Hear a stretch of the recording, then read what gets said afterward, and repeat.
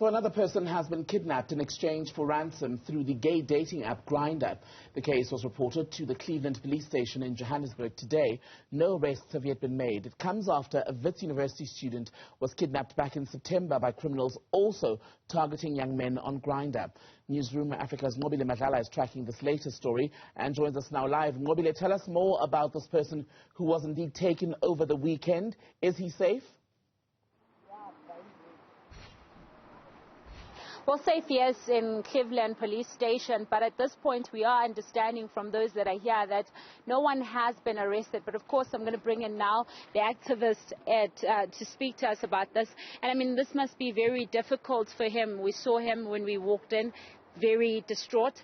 Tell us a bit about how he's feeling right now. I think he's very, very devastated, panicking, even worse now because he had to go with the police to go identify where they had taken him. And unfortunately, and what's funny about the police, they would want support to go as support, but they don't want support for him. So you can imagine the injustices that queer people face all the time to the police. Yeah, because he went alone. He went alone. He is traumatized. He was going to the place where he was being traumatized, and the police did not want one of the activists to go with them. That is very unfair. And I mean, we understand that he was taken on Thursday. What is the family saying? Was there ransom that was asked? How much was asked? So, of course, the perpetrators wanted 50,000 rands from the families and friends. And they were using his social media, unfortunately, to post and to share videos, which some of the people might have seen on social media that have went viral. And I think what saddens me most is that for something that has happened on Thursday, we went to the police station GP to try and put pressure for them to try and track where the perpetrator is. Only the person has been released by the victim has been released by the perpetrators on today. It was on Monday. The police has not been able to do anything. They've not been able to track the cell phone number and anything else.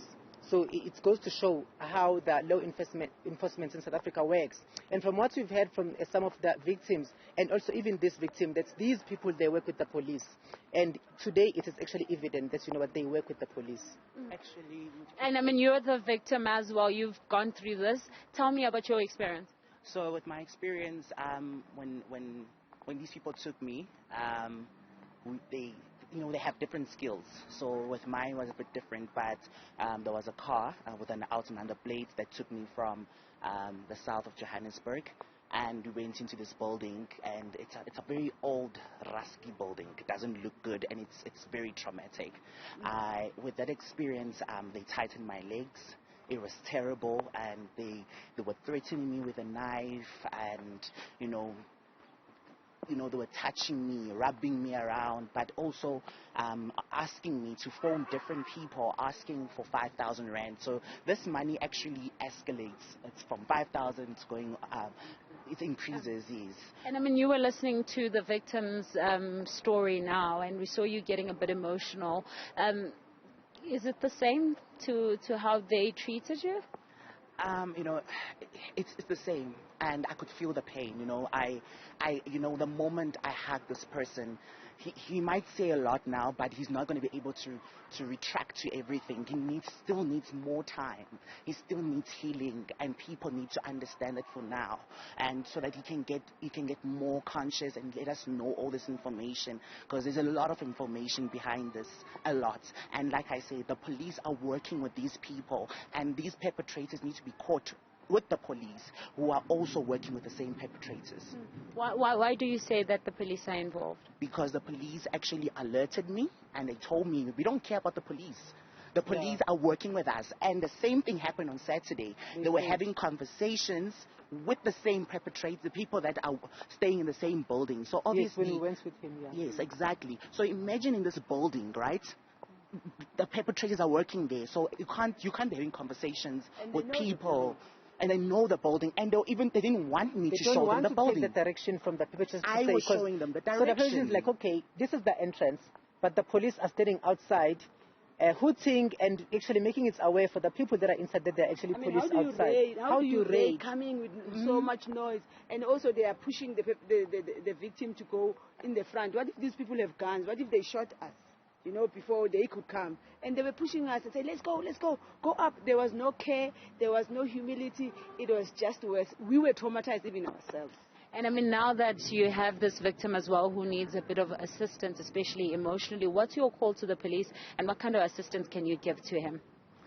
So as the community of the LGBTIQ plus people, we have already spoken about how we can get assistance for him to be cancelled.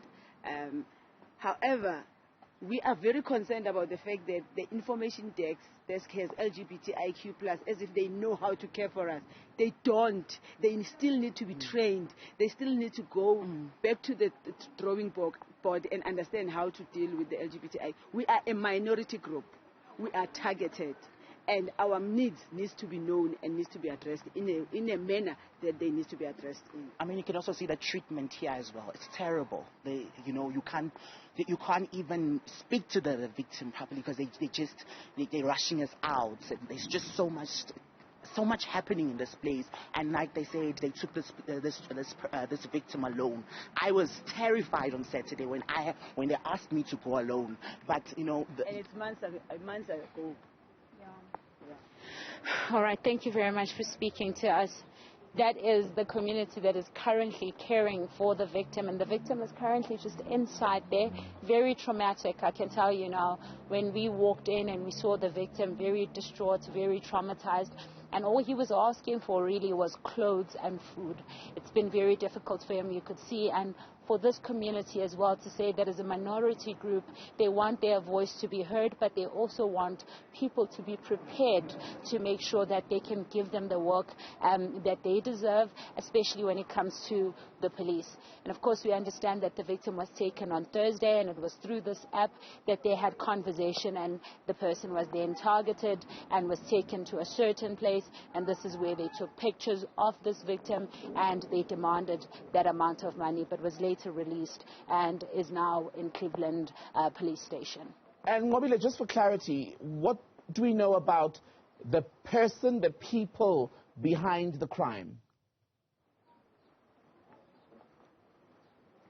Well, at this point, it's unclear. The police had gone on a raid. What they had done is they went straight to the building where the victim was held, and they went with the victim. What we do know, though, also is that the victim said that there were sort of remarks that were made by these people that were holding him, as you could hear from some of his support system saying that these remarks that they say that if you think that you're going to do anything to us, just know that we are working with law enforcement. So it's those kind of remarks that is making everyone so sad and angry. This is why they're saying that more investigations needs to go on into this group.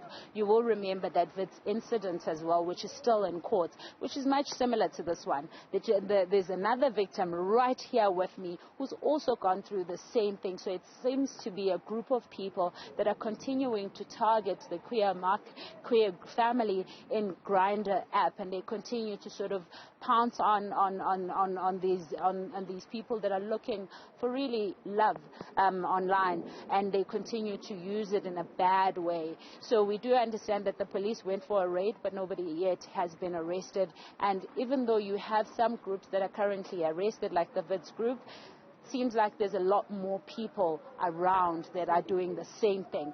And in fact, as I speak to you, they're calling it a syndicate. Nqobile Madlala, live for us in Cleveland here in Gauteng. Thank you very much for that.